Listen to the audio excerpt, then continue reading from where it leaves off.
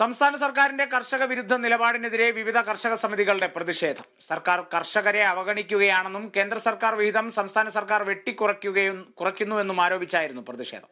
ഈ ബജറ്റിലെങ്കിലും സർക്കാർ കർഷകരെ പരിഗണിക്കണമെന്നും കർഷകർ ആവശ്യപ്പെട്ടു.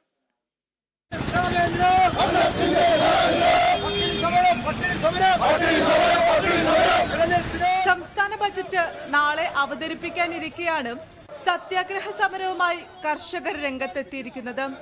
കേന്ദ്ര സർക്കാർ കഴിഞ്ഞ 4 വർഷമായി വർദ്ധിപ്പിച്ചു നൽകിയ MSPയും സംസ്ഥാന വിഹിതവുമടക്കം 32 രൂപ 52 പൈസ നെൽവില നൽകുക, ഉപ്പുവെള്ളം കയറി കൃഷി നശിക്കുന്നത് തടയാൻ അടിയന്തര നടപടി സ്വീകരിക്കുക തുടങ്ങിയ ന്യായമായ ആവശ്യങ്ങൾ ഉന്നയിച്ചുകൊണ്ടാണ് സംരക്ഷണ സമിതിയുടെ നേതൃത്വത്തിൽ സത്യാഗ്രഹ സമരം നടത്തിയത്. കോൺഗ്രസ് നേതാവ് രമേശ് ചെന്നിത്തല സത്യാഗ്രഹ സമരം ഉദ്ഘാടനം ചെയ്തു.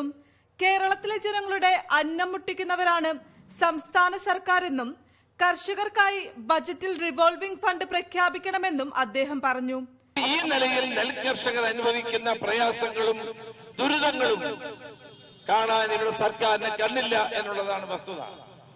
നിരവധിയായ അവസരത്തിൽ ഞാൻ നിയമസഭയിൽ ഉന്നയിച്ചിട്ടുണ്ട്. നിങ്ങളുടെ പ്രത്യേക ആവശ്യം കണക്കിലെടുത്തുകൊണ്ട് ഈ നിയമസഭാ സമ്മേളനത്തിൽ ഞാനിത് ഉന്നയിക്കും എന്ന് അറിയിക്കാൻ ആഗ്രഹിക്കാം.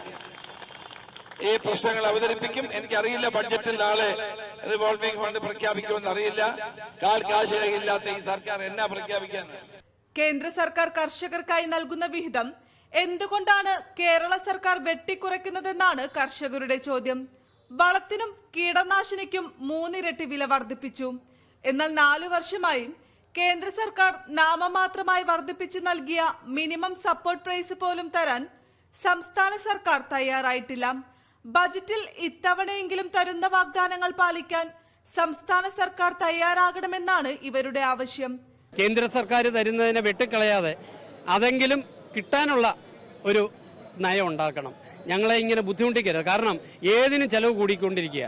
ഏതിനും, വളത്തിനാവട്ടെ, മറ്റുള്ള കൂലി ചെലവാവട്ടെ, ഏതിനും, ട്രാൻസ്പോർട്ടേഷൻ, എല്ലാത്തിനും ഇതെല്ലാം കൂട്ടിക്കൂട്ടി പോകുന്നതല്ലാതെ ഞങ്ങൾക്ക് ഒരു പ്രയോജനമുണ്ടാവുന്നൊരവസ്ഥ ഇവിടെ തരുന്നില്ല. ഞങ്ങൾക്ക് നാളെ കൃഷി ചെയ്യണ്ടേ? ഈ കർഷകരോട് നെല്ലാണ്, അന്നം, അരി ഇതുണ്ടാക്കുന്ന ഞങ്ങൾക്ക് ഒരല്പമെങ്കിലും മനസാക്ഷി കാണിക്കണമെന്ന് ഞങ്ങൾക്ക് പറയാനുള്ളൂ. Kerala vision news, Thiruvananthapuram.